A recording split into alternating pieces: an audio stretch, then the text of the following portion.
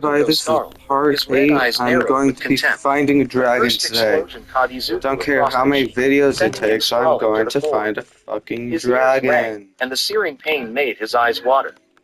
This was different from their usual encounters. There was a new And if I don't, intensity I'm in going to Bakugo's attacks, a genuine explode. rage that surpassed their typical dynamic. Kachan, stop, Izuku pleaded, scrambling backward on the polished floor. You think you can be a hero? Another explosion, this one dangerously close to Izuku's face.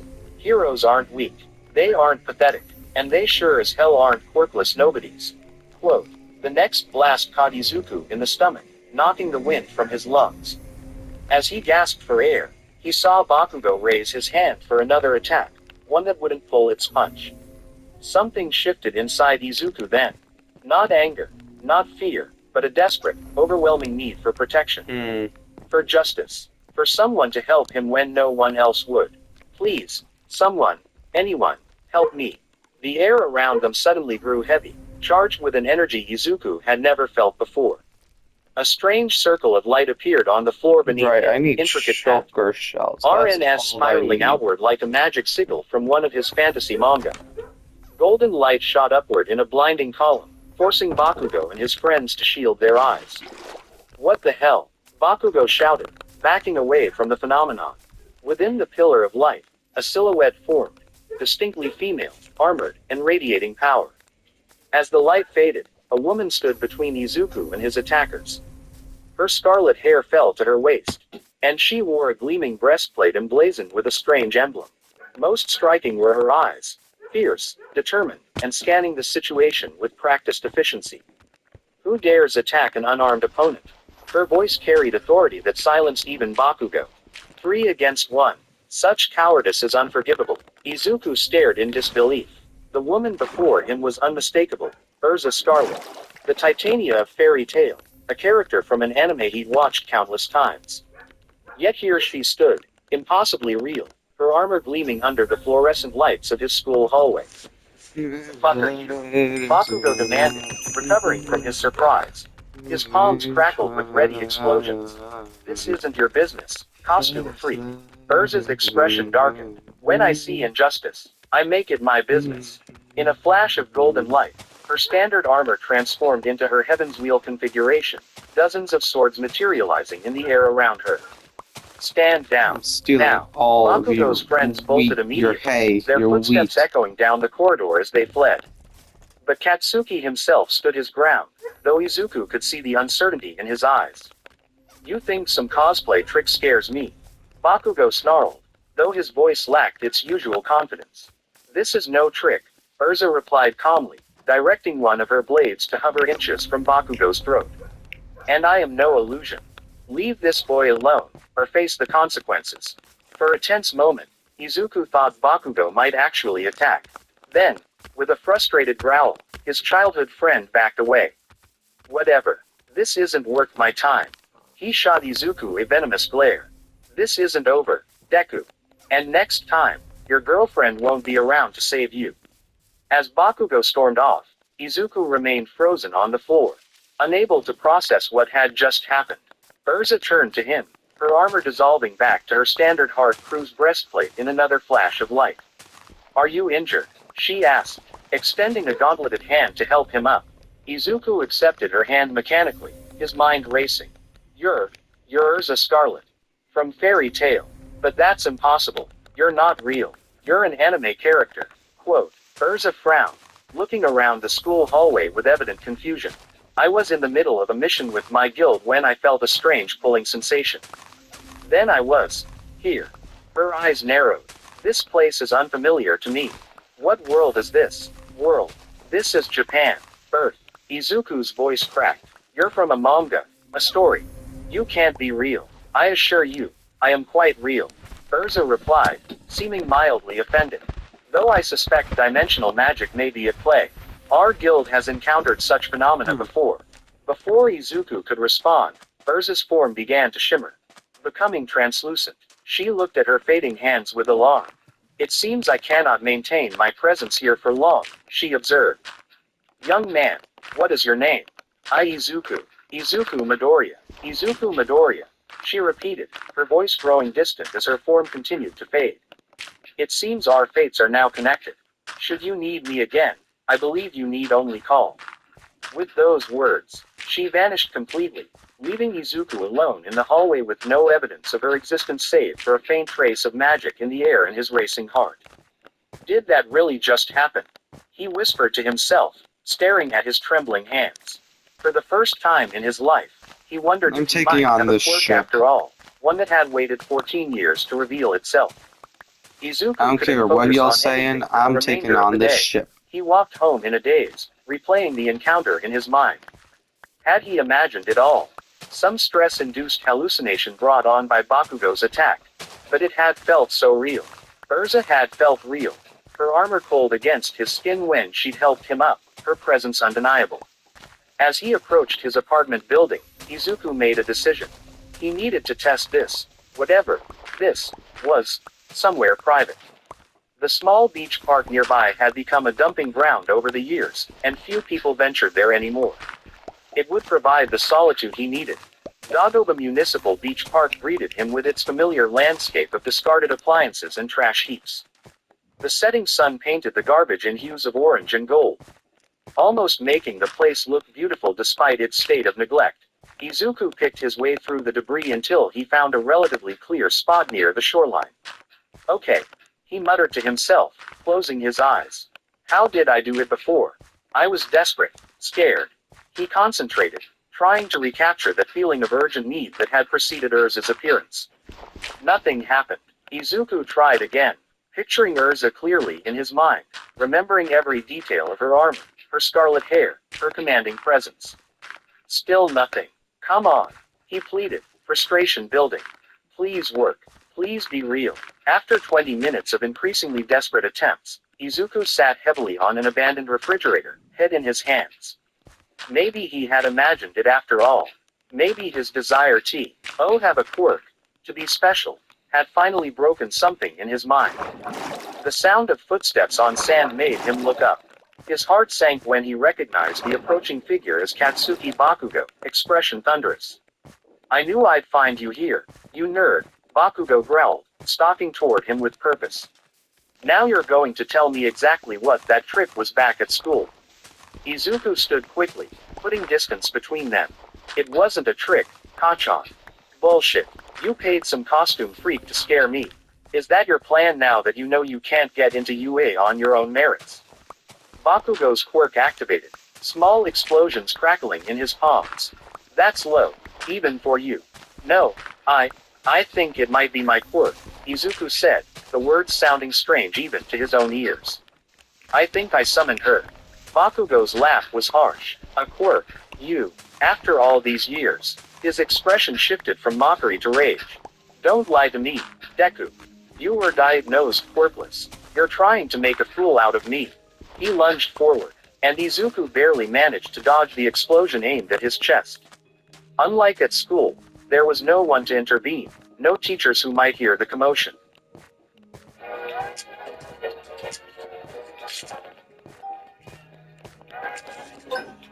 His chest. Unlike at school, there was no one to intervene, no teachers who might hear the commotion.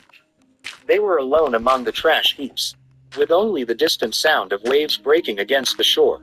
I'm not lying, Izuku insisted, scrambling over a pile of junk to put obstacles between them. I don't understand it either. Then do it again, Bakugo challenged, navigating the debris with ease. Summon your little bodyguard. If it's really your quirk, prove it. Izuku's back hit a tall stack of discarded furniture. He was trapped, with Bakugo advancing steadily, palms sparking with barely contained explosions. I don't know how, Izuku admitted, panic rising in his throat. Exactly what I thought. You're pathetic, Deku. Always have been, always will be. As Bakugo raised his hand for an attack, Izuku felt it again. That desperate need for protection, for someone to stand between him and harm. But this time, it was different. He didn't want Urza specifically. He needed someone who could navigate this terrain, someone agile and deadly, someone used to fighting against overwhelming odds. The air crackled with energy once more, and the same golden circle appeared beneath his feet. Bakugo stumbled backward, his expression shifting from anger to shock as light erupted around Izuku. When it faded, a different figure stood protectively in front of Izuku, a young woman with short black hair, wearing a military-style jacket and wielding strange blade-like gear at her hips. Her eyes, gray and cold as steel, assessed Bakugo with detached precision. Mikasa Ackerman, Izuku breathed, recognizing the elite soldier from Attack on Titan immediately. She didn't acknowledge him, keeping her focus entirely on Bakugo. Are you the threat? She asked, her voice flat and emotionless. Bakugo stared at her, then at Izuku, genuine confusion breaking through his anger. What the hell is this, Deku? Another one. Mikasa moved with blinding speed, closing the distance between herself and Bakugo before he could react. In one fluid motion, she had him pinned against a rusted car frame, her forearm pressed against his throat. Answer the question, she demanded. Are you threatening this boy? Get your hands off me. Bakugo struggled, trying to aim his explosions at her, but Mikasa EFTLY avoided each blast while maintaining her hold. Stop, Izuku called out, scrambling over the junk pile. Mikasa, please don't hurt him. He almost said, my friend, but the word stuck in his throat. He's just someone from my school. Mikasa glanced at Izuku, then back at Bakugo. After a moment's consideration, she released him, stepping back but remaining vigilant. This boy was attacking you, she stated. Not a question but an observation. It's complicated, Izuku replied, unsure how to explain years of bullying to someone who had faced actual man-eating giants. Bakugo rubbed his throat, eyeing Mikasa warily. So it's true, he said, his voice hoarse. You really do have a quirk. The realization seemed to hit him like a physical blow. All this time, I didn't know, Izuku insisted. I swear, Kachan. This just started today, I don't even understand what's happening. Mikasa looked between them, her expression unreadable. You summoned me, she said to Izuku. From inside the walls, I was in the middle of a training exercise with the scout regiment. I'm sorry, Izuku said automatically. I didn't mean to interrupt anything important. I just needed help. CH. Bakugo spat on the ground. His expression a complex mixture of emotions Izuku couldn't fully decipher. So now you've got guardian angels at your beck and call. That's your quirk. He laughed bitterly. Of course you'd get something ridiculous like that. You can't even fight your own battles. Before Izuku could respond, Bakugo turned and began walking away. Don't bother coming to UA, he called over his shoulder.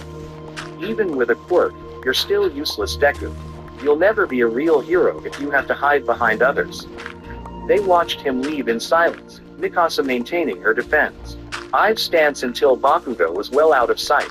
Your world is strange, she finally said, surveying the beach of garbage. There are no titans here. No, Izuku confirmed, still processing the reality of her presence. No titans. Just people with quirks. Special abilities. Like your ability to summon me. I guess so. Izuku ran a hand through his green hair, mind racing. This is all new to me. I thought I was quirkless my whole life. Mikasa nodded, seemingly accepting this explanation without question.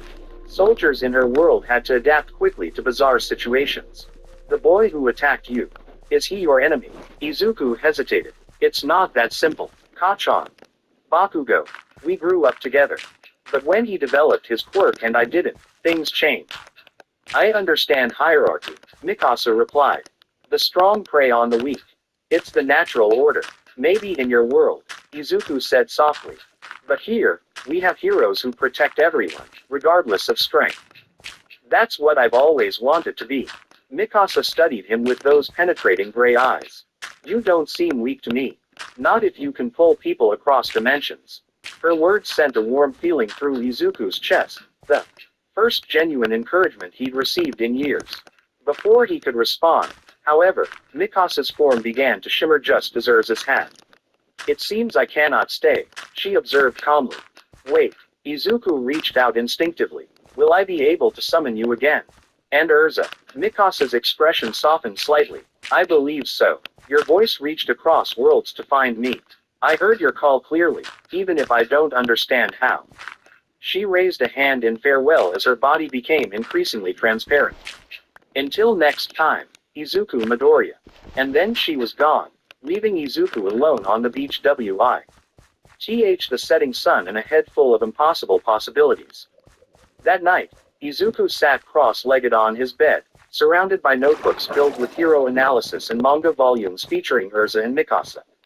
He'd spent hours documenting everything he could remember about the encounters, trying to understand the mechanics of his newly discovered quirk. Dimensional summoning, he murmured, testing the name he'd given his ability. But why these specific characters? And why now, after 14 years? His mother had noticed his distraction during dinner but hadn't pressed when he claimed school stress. How could he possibly explain that he'd somehow summoned ancient characters into reality?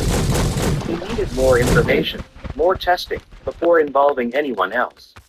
Izuku flipped through his hero notebook, stopping at a blank page. With careful precision, he began documenting his quirk's apparent limitations. 1. Summoning scenes triggered by emotional distress, need for protection. 2. Summons can not remain indefinitely, approximately 5 to 10 minutes. 3. Appears to summon specific individuals suited to the situation. 4. Summoned beings retain their original powers, abilities. 5. Summoned beings appear aware they've been transported. He tapped his pen against the page, considering the implications. If this was real, if he truly had the power to summon characters from other dimensions, it changed everything. His dream of becoming a hero wasn't just possible, it was within reach. The UA entrance exam was only 10 months away.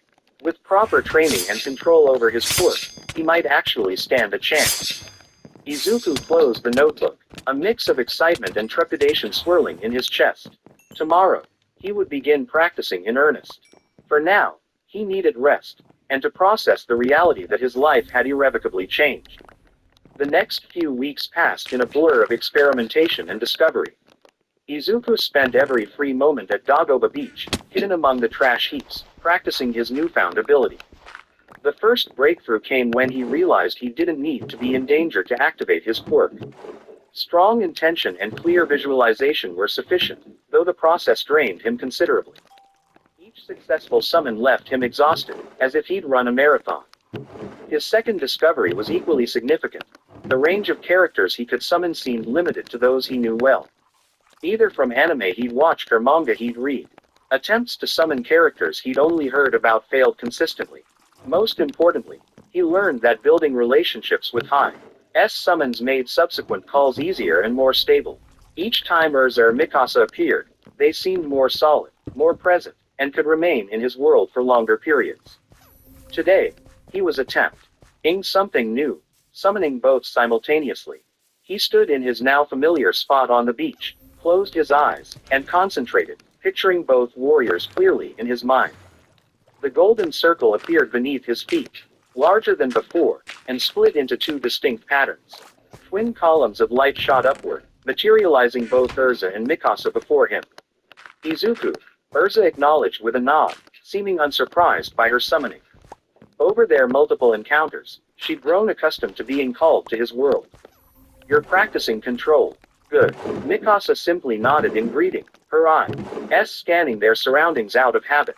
I managed to bring you both at once, Izuku said, unable to keep the excitement from his voice despite his fatigue.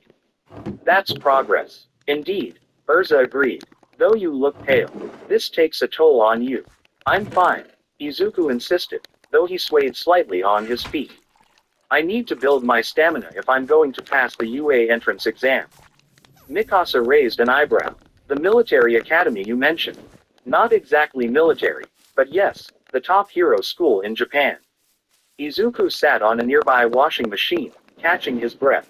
The exam is in 3 months, and I need to be ready. Urza crossed her armored arms. You've improved considerably since our first meeting. Your summons are stronger, more stable. She glanced at Mikasa. And you've expanded your repertoire. That's actually what I wanted to discuss with both of you, Izuku said. The entrance exam will likely involve combat against robots or some other test of quirk application. I need to know if you'd be willing to help me. We appear when you call, Mikasa stated simply. That seems to be the nature of this connection. Yes, but, Izuku hesitated. It feels wrong to just use you as tools. You're people with your own lives, your own worlds. I'm literally pulling you away from your responsibility. Urza's expression softened. Your consideration is admirable, Izuku. Many with power similar to yours would not concern themselves with such ethics. She placed a gauntleted hand on his shoulder. I can speak for myself when I say that as a member of Fairy Tail, helping others is our purpose. If you call me for a worthy cause, I will answer gladly. Mikasa nodded in agreement. Protecting others is what I was trained to do. At least here, the enemies are not titans. Izuku felt a lump form in his throat. Their acceptance, their willingness to help him, it meant more than they could know. Thank you, he managed. I promise I won't summon you without good reason. Their conversation was interrupted by the sound of heavy footsteps approaching through the trash. Izuku tensed, wondering if Bakugo had returned, but the figure that emerged was far larger and more surprising. Young man, I thought I might find someone here, boomed a familiar voice that sent Izuku's heart racing. This beach is not safe for training with all this debris around. All Might, the #1 hero, the symbol of peace. Izuku's lifelong idol, stood before them in his muscular glory, hands on his hips and perpetual smile gleaming in the afternoon sun. Don't miss the Super Weekend sale at Raymore in Flanagan. Along with great sale pricing, this weekend only get a $150 MasterCard reward card. In-store only. Afternoon sun. All Might, Izuku stammered, jumping to his feet so quickly he nearly toppled over. What are you doing here? I was passing by when I noticed unusual energy signatures in this area, All Might explained, his attention shifting to Urza and Mikasa. And now I see why. You must be using a summoning quirk of some kind. Quite impressive. Urza stepped forward, extending a hand in greeting. Urza Scarlet of Fairy Tail. I assume you're a person of importance in this world. All Might laughed heartily, dwarfing Urza's hand in his massive grip. All Might, pro hero. And yes, you could say that. He turned to Mikasa, who maintained a wary distance. And you, young lady, Mikasa Ackerman, Scout Regiment, she replied tersely, clearly assessing whether All Might represented a threat. All Might returned his attention to Izuku. And you, my boy, what's your name? Izuku Midoriya. Sir, he managed, still in shock at meeting his hero face to face. Well, young Midoriya, you have quite an unusual quirk. Dimensional summoning, if I'm not mistaken. Very rare. All Might's perpetual smile seemed to widen. Are you training for something specific? The UA entrance exam, Izuku admitted, finding his voice. It's been my dream to attend UA, and become a hero like you. Excellent ambition. All Might gave him a thumbs up.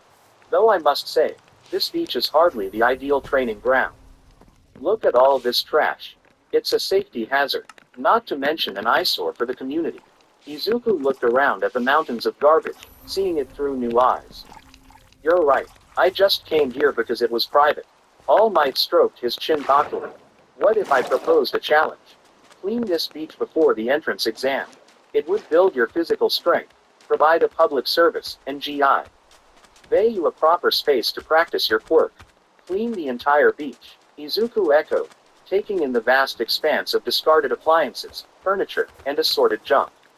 A hero's work isn't just fighting villains, young Midoriya. It's about improving communities, inspiring others, and sometimes doing the unglamorous work no one else will do. All Might gestured expansively. What do you say? I sue. LD even provides some guidance in your training. Izuku's eyes widened. Training with All Might. It was beyond his wildest dreams. I'll do it, he said without hesitation. All Might clapped him on the back, nearly sending him sprawling. Excellent. We'll start tomorrow at 0500 hours. Don't be late.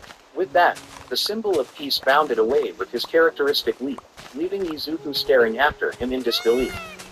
An interesting individual, Urza observed. His power reminds me of Gildar's. The greatest hero in this world, Izuku explained, still dazed. And he just offered to train me. Mikasa's expression remained neutral, but something like approval flickered in her eyes. Then you should take full advantage of the opportunity. As if on cue, both Urza and Mikasa began to shimmer, their forms growing transparent. The dual summon had reached its limit, taxing Izuku's stamina to its maximum. We'll return when you call, Urza promised as she faded. Become stronger, Mikasa added, her final words hanging in the air after both had vanished. Izuku stood alone on the trash-covered beach, the setting sun casting long shadows across the debris. 3 months until the entrance exam.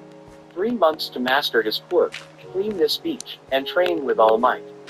For the first time in his life, Izuku Midoriya felt the path to becoming a hero stretching out before him. Challenging, uncertain, but undeniably real. The weeks that followed established a brutal but effective routine. Every morning began with All Might's physical training, hauling trash from the beach and performing increasingly demanding exercises. Afternoons were dedicated to schoolwork, where Izuku endured Bakugo's sullen glares but notably fewer direct confrontations. Evenings were reserved for quirk practice, with All Might observing and offering strategic advice. Focus, young Midoriya, All Might called from his perch atop a refrigerator. Summon and dismiss in rapid succession. A hero must be apt to deploy their quirk with precision and timing. Izuku, drenched in sweat, nodded determinedly. He'd been practicing quick switching between summons for the past hour, and his stamina was nearly depleted. Still, he gathered his concentration for one more attempt.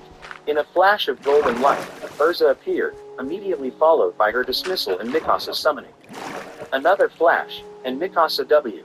as replaced by his newest summon, Ryoko Matoi from Kill la Kill, fierce and wild-eyed in her Senketsu battle form. Good. All Might approve. Your transition time is improving. But remember, in the entrance exam, efficiency will be key. Each summon should serve a specific tactical purpose. Ryoko, unlike his other summons, always arrived with an attitude. Hey, am I just a practice dummy now? She complained, resting her massive scissor blade on her shoulder. If you're gonna pull me away from hunting REVOCS, at least give me something to cut. Sorry, Ryoko, Izuku apologized, wiping sweat from his brow. I'm working on control and speed. Whatever. She surveyed the significantly cleaner beach with mild interest. At least this place looks better than last time. You've been busy. Indeed. 2 months of relentless labor had transformed Dagoba Beach. Nearly 70% of the trash had been cleared, revealing patches of pristine sand underneath. Izuku's body had changed as well. Lean muscle replacing his formerly skinny frame, the result of moving literal tons of garbage daily. One more set, All Might instructed. Then we'll discuss entrance exam strategy. Izuku nodded, dismissing Ryoko with a quick mental command. She vanished with a casual salute, scissor blade and all. After a moment to catch his breath, he began the sequence again. Urza, Mikasa, Ryoko, cycling through each summon with increasing speed. By the time he finished, Izuku was on his knees in the sand, chest heaving with exertion. All Might approached, offering a water bottle. You've come a long way, young Midoriya, the hero said, his voice carrying genuine pride. When I first found you here, you could barely maintain one summon for 5 minutes. Now you're switching between 3 with remarkable precision. Izuku accepted the water gratefully. I still have limitations, he admitted between gulps. 3 seems to be my maximum capacity, and rapid switching drains me quickly. Every quirk has limitations, All Might reminded him. The mark of a true hero is understanding those limitations and working within them strategically. They sat on the sand, No, watching as the thank sun you. began to I don't descend wanna toward the horizon. die. The entrance exam was just 2 weeks away, and though Izuku felt more prepared than he could have imagined 3 months ago, anxiety still gnawed at his confidence. All Might, he began hesitantly. Can I ask you something personal? Of course, my boy. Why did you decide to help me? There must be thousands of students applying to UA with powerful quirks. What made me stand out? All Might was silent for a moment, his perpetual smile softening into something more contemplative. When I first saw you practicing here, what struck me wasn't your quirk, impressive as it is. It was your attitude. The hero turned to face him directly. You were concerned about the well-being of the very beings you summoned. You saw them as people, not tools. That kind of ethical consideration is rare, especially in one so young. Izuku blinked in surprise. He hadn't expected that answer. The world has plenty of powerful quirk users, young Midoriya. What it needs more of are heroes with heart. People who understand that true strength lies in how we treat others, especially those who depend on us. All Might placed a massive hand on Izuku's shoulder. That's what I saw in you. That's what convinced me you were worth investing in. Emotion welled up in Izuku's throat, threatening to spill over into tears. All his life, he'd been dismissed, ridiculed, told he could never be a hero. Now, the greatest hero of all was telling him exactly the opposite. Thank you, he managed, voice thick. I won't let you down. I know you won't. All Might stood, brushing sand from his cargo pants. Now, about the entrance exam. Based on previous years, you'll likely face artificial vision, robots of varying difficulty levels. Points are awarded for defeating them, with higher points for more challenging opponents. Izuku nodded, mentally cataloging this information. So I should focus on summons with the highest combat efficiency. Precisely. Though remember, UA often includes hidden parameters in their testing. Sometimes the most obvious solution isn't the most heroic one. With that cryptic advice, All Might bid him farewell for the evening, leaving Izuku to contemplate his strategy for the upcoming challenge. As darkness fell over the beach, he made one final summon, bringing Urza, Mikasa, and Ryoko simultaneously to discuss tactics. 2 weeks. 2 weeks until everything he'd worked for would be put to the test. 2 weeks until he took his first real step toward becoming a hero. The morning of the UA entrance exam dawned clear and cold. Izuku stood before the massive gates of the prestigious academy, clutching his registration paperwork with trembling hands. Around him, hundreds of other applicants gathered, each displaying confidence in their unique quirks. Whoa, check out that guy's wings. That girl just turned her arm into metal. As that dude's head literally just a rock. The casual display of powerful, visually impressive quirks made Izuku's stomach knot with familiar anxiety. His own ability, while powerful, wasn't immediately apparent. To anyone looking, he was just an ordinary, nervous boy in a tracksuit. Move it, Deku. Bakugo's voice cut through his thoughts. His childhood friend, if he could still be called that, shouldered past without making eye contact. They'd barely spoken since the confrontation at the beach, maintaining an uneasy truce at school. Bakugo had been uncharacteristically subdued, as if still processing the revelation of Izuku's quirk. Good luck, Kachan, Izuku called after him, but Bakugo didn't acknowledge the words. Disappearing into the crowd of applicants. Taking a deep breath, Izuku followed the flow of students toward the main auditorium. The enormity of UA's campus was overwhelming, state of the art facilities stretching as far as he could see, everything designed to cultivate the next generation of heroes. The orientation was led by the voice hero, Present Mike, whose exuberant personality filled the massive auditorium. He explained the practical exam with characteristic flair. Robots categorized as 1, 2, and 3-point villains would be scattered throughout a mock city. Applicants would have 10 minutes to defeat as many as possible, accumulating points based on the robot's difficulty level. If you look to me like I do because of the cheap prices, listen up because I just found out it's on Shopback and my inner coupon lady is literally screaming. I've already ordered on Temu like 10 Possible. What? My helmet just Based broke. on the robot's Shit. difficulty level. So I just need to find and defeat high-value targets, Izuku murmured, scribbling notes. Well, that was closer Urza than I would would be like it to ideal be. for the 3-pointers, while Mikasa's mobility could help locate targets quickly. Ryuko's raw power could. And one more thing to mention. Present Mike's voice cut through his planning. There'll be a 0-point obstacle that'll go crazy in confined spaces. It's not worth any points, so I recommend you listeners try to avoid it. A 0-point obstacle, Izuku frowned. Why include something without value? It seemed an odd addition to a test focused on point accumulation. His musings were interrupted when examinees were directed to change into their athletic wear and board buses to their designated test sites. Consulting his card, Izuku found he was assigned to Battle Center B, notably separate from Bakugo's Battle Center A. Whether this was coincidence or deliberate planning, he couldn't say. But he felt a small measure of relief. The bus ride was tense with anticipation, most applicants sitting in silence or whispering strategies to themselves. Izuku closed his eyes, mentally reviewing his plan. He'd spent the previous night in final discussions with his summons, ensuring they understood the parameters of the test. When they arrived at the battle center, Izuku's breath caught in his throat. The mock city was far more extensive than he'd imagined. A full-scale urban environment with skyscrapers, streets, and alleyways, all constructed specifically for hero training.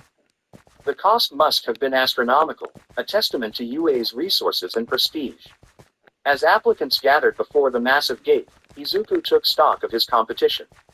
Many seemed confident, casually displaying their quirks as they stretched or prepared mentally. One girl in particular caught his attention, a brunette with a perpetually floating backpack who appeared even more nervous than he felt. Excuse me. He approached hesitantly. Are you okay? You look a little pale. She startled, then offered a shaky smile. Just pre-test jitters. My quirk isn't exactly combat-oriented, so I'm a bit worried about the robots. What's your quirk, if you don't mind me asking? Zero gravity, she explained, touching her fingertips together. I can remove the gravitational pull on anything I touch, but it has limits. Fighting robots seems challenging. Izuku nodded sympathetically. I understand. My quirk isn't straightforward for combat. What can you do? She asked, genuine curiosity replacing some of her anxiety. Before he could answer, President Mike's voice blared over the loudspeakers. Start. The massive gate swung open without further ceremony or countdown. While most applicants stood frozen in surprise, a few immediately dashed forward, including a tall student with engines protruding from his calves. It seems the test has begun. The engine-legged student called over his shoulder. In real emergencies, there are no countdowns. His words broke the collective paralysis, and applicants surged forward into the mock city. Izuku quickly lost sight of the gravity girl in the chaos. Focus, he muttered to himself, breaking into a run. Find targets, accumulate points. He rounded a corner and came face to face with his first opponent, a one-point robot resembling a large mechanical scorpion. Its red sensor locked onto him immediately, and it charged with surprising speed. Izuku didn't hesitate. With a flash of golden light, Mikasa materialized beside him, already drawing her blade. Combat scenario, she observed calmly, sizing up the mechanical threat. Parameters. Defeat it quickly, Izuku instructed. It's worth 1 point. We need to find higher value targets. Mikasa nodded once, then launched into action. Using her ODM gear, she shot grappling hooks into a nearby building, propelling herself above the robot. With a graceful spin, that Izuku still found breathtaking to witness, she sliced through the machine's critical junction points. The robot collapsed in a shower of sparks, its red sensor going dark. 1 point, Izuku confirmed, already moving deeper into the mock city. Let's keep going. With Mikasa providing aerial reconnaissance via her ODM gear, they quickly located a cluster of 2-point robots cornering other examinees. Izuku dismissed Mikasa and immediately summoned Urza in her Heaven's Wheel armor. Multiple targets, he explained rapidly. Non-human, mechanical opponents. Urza assessed the situation in an instant. Understood. Her swords multiplied around her, spinning in their characteristic circle before launching forward in a coordinated attack. Circle sword. The blades tore through the robots with frightening efficiency, leaving nothing but sparkling debris in their wake. Nearby examinees stared in awe at the armored warrior and her impossible weaponry. Is that her quirk? No, I think he's being summoned by that green-haired kid. What kind of quirk lets you summon entire people? Izuku ignored the whispers, focused entirely on the task at hand. 6 more points, he tallied. 7 total. The pattern continued for the next several minutes. Locate targets, summon the appropriate warrior, defeat robots, accumulate points. Izuku switched between his summons based on the specific challenges encountered. Mikasa for reconnaissance and agile strikes, Urza for multiple opponents, Ryuko for raw destructive power against the largest 3-point robots. By the 6-minute mark, Izuku had accumulated 28 points, a respectable score, but likely insufficient for acceptance to UA's hero course. He needed more high-value targets. There, Urza pointed toward a cluster of buildings where the sounds of combat echoed. That area hasn't been fully cleared. Izuku nodded, dismissing her to conserve energy. He'd learned to maintain a careful balance, using his summons efficiently while preventing complete exhaustion. Running toward the indicated location, he rounded a corner to find 3 3-point robots advancing on a group of trapped examinees. Perfect. 9 more points. would bring his total to 37, surely enough for consideration. He summoned Ryoko, her appearance accompanied by the dramatic transformation of her Senketsu uniform. Multiple targets, he instructed quickly. High difficulty, high priority. Ryoko grinned, her wild eyes gleaming with anticipation. Now we're talking. She brandished her massive scissor blade. Let me show you how the Kamui and I handle trash like this. She launched herself at the robots with characteristic ferocity, her superhuman speed and strength enhanced by Senketsu's power. The first robot fell to a diagonal slash that cleaved it from shoulder to hip. The second attempted to counter with a mechanical arm, only for Ryoko to sever the limb and drive her blade through its central processing unit. The third robot, seemingly more advanced than its counterparts, fired a barrage of rubber bullets. Ryoko deflected them with contemptuous ease, then somersaulted over the machine to attack from behind. Too slow, she taunted, driving her scissor blade through its back. The robot shuddered, then collapsed with a mechanical groan. The trapped examinees cheered as Ryoko stood triumphantly atop the fallen robot, scissor blade resting on her shoulder. Even in the context of a world filled with quirks, her appearance and abilities were extraordinary. 9 more points, Izuku confirmed, his running total now at 37. That should be. A tremendous crash interrupted his calculations. The ground shook beneath their feet, and examinees screamed as buildings at the far end of the mock city began to collapse. Through the rising dust cloud emerged a colossal robot, easily the size of a skyscraper, the zero-pointer President Mike had warned about. That's the obstacle we're supposed to avoid? Ryoko asked incredulously, eyeing the approaching behemoth. Seems excessive for a school entrance exam. Izuku agreed silently. The zero-pointer was beyond intimidating. It was genuinely terrifying. Its massive TR. He adds crushed cars and small buildings as it advanced.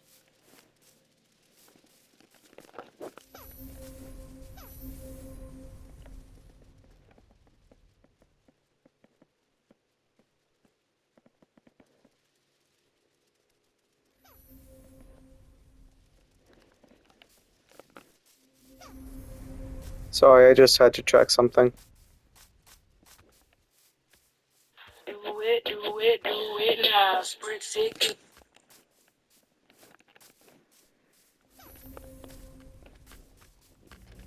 Somehow, after all that internet debate, the Peacemaker finale had the exact same problem as the Snyder Cut. God damn it, fucking things.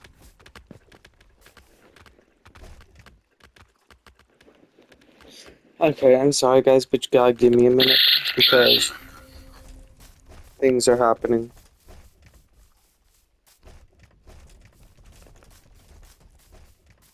Its massive TR. Adds Okay, found crushed it. cars and small buildings as it advanced, creating a wave of panicked examinees fleeing in the opposite direction. We should go, Izuku We said, should probably already got turning more away. armor. It's not worth any points. And we've accumulated a decent score. Ryoko shrugged, falling into step beside him. Your call. Seems like a waste of a perfectly good Kraka. fight, though. They joined the stream of retreating applicants. Izuku mentally calculating whether his 37 points would be sufficient. The cutoff score varied year by year, but historically. Help. Someone. Please. The desperate cry cut through the chaos. Izuku turned to see the gravity girl from earlier, pinned beneath a massive slab of concrete. The zero-pointer was advancing directly toward her position, each thunderous step bringing it closer to crushing her completely. Izuku froze. The rational choice was clear. Continue retreating, secure his points, pursue his dream. The zero-pointer offered no tactical advantage, only risk. But the sight of her trapped, terrified face triggered something visceral within him, the same instinct that had activated his quirk for the first time. Without conscious thought, his body was already moving toward the danger. Ryoko, he called, and she immediately understood, matching his pace as they ran against the tide of fleeing examinees. What's the plan? She asked, scissor blade at the ready. Get her free into safety.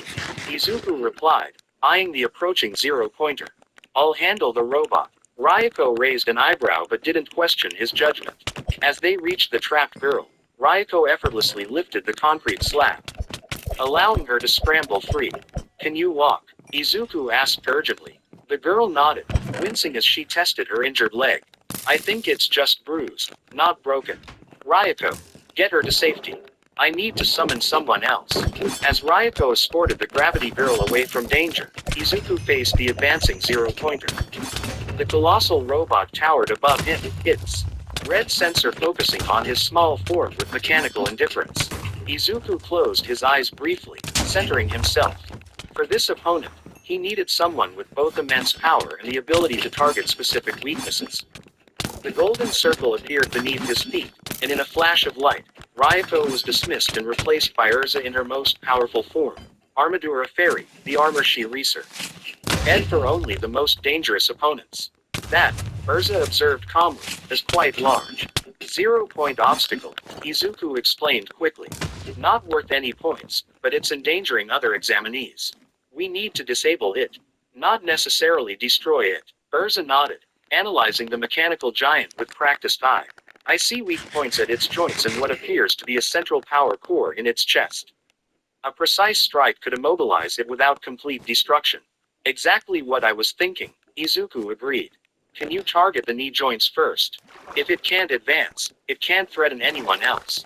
Consider it done. Urza's armor glowed with magical energy as she prepared her attack. Fairy piercing sword. She launched herself toward the zero-pointer with incredible speed, her enhanced sword trailing bright energy. With surgical precision, she drove the blade into the robot's right knee joint, severing critical connections. The giant machine lurched, its forward momentum halted as its leg mechanism failed. But the zero-pointer wasn't defeated so easily. It pivoted on its functioning leg, massive arms swinging toward Urza with surprising speed. She dodged the first attack but was caught by the second, the impact sending her crashing into a nearby building. Urza, Izuku called out in alarm. She emerged from the debris, armor scuffed but intact. I'm fine. This opponent is more resilient than anticipated. The robot turned its attention to Izuku, apparently identifying him as the controller behind the attack. Its red sensor locked onto him, and multiple compartments opened in its chassis, revealing an array of weapons. Izuku realized he needed to change tactics. Urza, I'm going to switch to Ryako again. Her speed and power might be more effective. Urza nodded in understanding as Izuku dismissed her. The golden circle reappeared, and Ryako materialized in her place, Senketsu already in battle mode. Okay, this Back for more. She video grinned, might be taking in coming the to an damage end but still soon. functioning zero Not like pointer. soon, but like Decided not soon to run because after there's all. not Target because the other there is a knee and the timer central on core, how long my Izuku videos can instructed, be, pointing to the glowing and section that's in the an robot's hour, chest. so Disable. Don't destroy. Got it. One robot kneecap. Coming right up. Ryako launched herself toward the zero-pointer, moving so quickly she appeared as little more than a red bullet. damn Scissor it, blade. dude. Let me Decapitation mode. Her weapon extended to its full There we length go, as she got one for slashed two. through the robot's remaining knee joint with devastating force. The Jeez, zero-pointer tottered, finally. then began to fall forward, directly toward where Izuku stood. Move. Ryako shouted, diving toward him. Izuku tried to run, but fatigue from maintaining multiple high-energy summons had taken its toll. His legs gave out beneath him, and he collapsed to one knee, watching helplessly as the massive robot descended toward him. In that moment, everything seemed to slow down. Izuku saw Ryako racing toward him, knew she wouldn't reach him in time. He closed his eyes, bracing for impact. It never came. Instead, he felt himself floating, the sensation of gravity vanishing as if someone had flipped a switch. He opened his eyes to find the gravity girl beside him. Her fingertips pressed together in concentration. Release. She gasped, and they both dropped a short distance to the ground. She had levitated them just far enough to avoid the zero-pointer's crushing weight. The massive robot crashed to the pavement mere feet away, the impact sending tremors through the ground. Thanks, Izuku managed, fighting a wave of dizziness. That was close. I should be thanking you. She replied with a weak smile. You came back for me when everyone else was running away. Before Izuku could respond, President Mike's voice boomed over the loudspeakers. Time's up. The practical exam was over. Izuku dismissed Ryako with grateful thanks, then slumped against a piece of debris, utterly exhausted. Maintaining multiple high-level summons in combat conditions had pushed him to his absolute limit. Are you okay? The gravity girl asked, concerned. Just tired, he assured her. My quirk takes a lot out of me. That was amazing, what you did. I've never seen anything like it. She extended her hand. I'm Ochako Uraraka, by the way. Izuku Midoriya, he replied, accepting her handshake. And really, it was nothing special. Anyone would have done the same. No, she said firmly. They wouldn't. Everyone else was running away. You ran toward the danger to help someone you didn't even know. She looked at the fallen zero-pointer. That's what real heroes do, isn't it? Her words warmed something in Izuku's chest. Before he could respond, medical robots began making their way through the test site, attending to injured applicants. An elderly woman, recovery girl, UA's nurse, approached them with a concerned expression. Any injuries here? She asked, eyeing them professionally.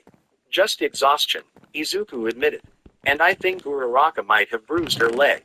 Recovery girl nodded, giving Uraraka a quick kiss that activated her healing quirk. The bruise visibly faded, though Uraraka suddenly looked as tired as Izuku felt. My quirk Nothing. accelerates your body's natural healing. Recovery girl explained, handing them both gummy candies. But Probably. it uses your own stamina to do so. Rest is essential I know. afterward. She moved on to other examinees, leaving Izuku and Uraraka sitting together amid the rubble of the mock city.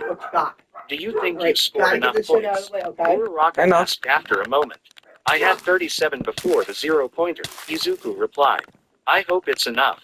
He hesitated, then added, what about you? She What happened grimaced. to my two other 28. hearts? Not great, but maybe enough. It's hard to know what the cutoff will be. As they discussed their performance, other examinees gathered in small groups, comparing scores and experiences. Most avoided the area near the fallen zero-pointer, giving Izuku curious or wary glances. His display of power, summoning warrior after warrior to fight for him, had clearly made an impression. Eventually, UA staff directed all applicants to board buses back to the main campus. The written exam would be held after lunch, giving everyone time to recover from the practical portion. Izuku found himself sitting next to Uraraka, their shared experience having forged a quick bond. So your quirk, she began hesitantly. You can summon people to fight for you. Not exactly people, Izuku explained, lowering his voice.